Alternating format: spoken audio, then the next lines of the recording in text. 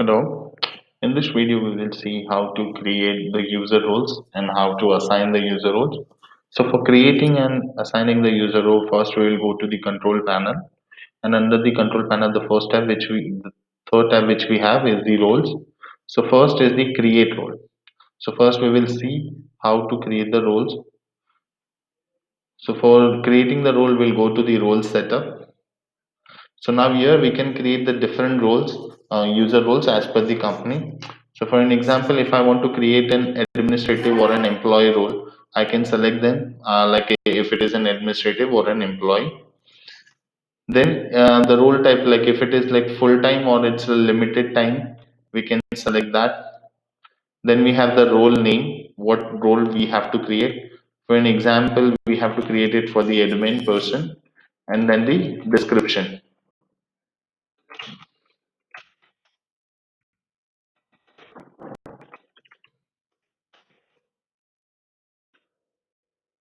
So once we have written down the description, then we can select the role status if it's an active one. Then we will see for which company this role will be applicable for. So we will select the company name and then we will select the branch name.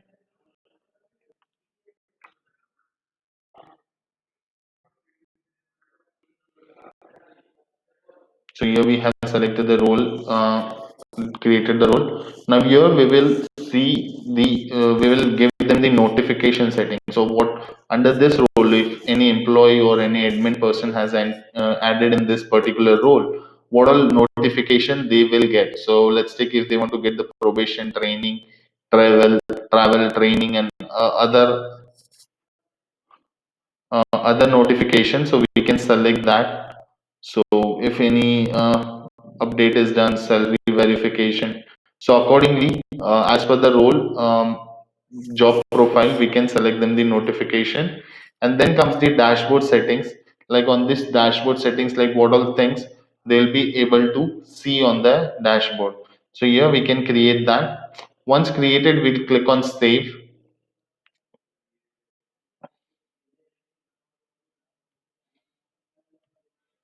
So once saved, like the role we have created, we can see this.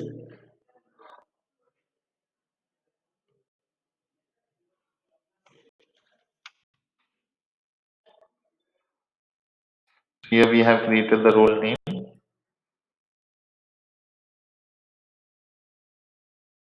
and then we can click it on save. If there is any duplicate, it will give you an error like role is already defined. So it will give you accordingly.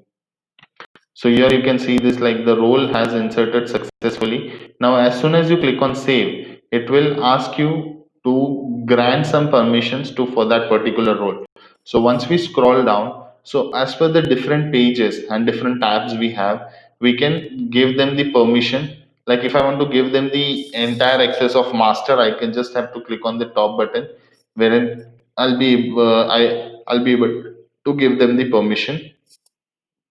Likewise, if the different tabs which we have like master control panel, then saturatory employee attendance, what all information they want, I mean you want, so that the role can see this, so we can give that accordingly.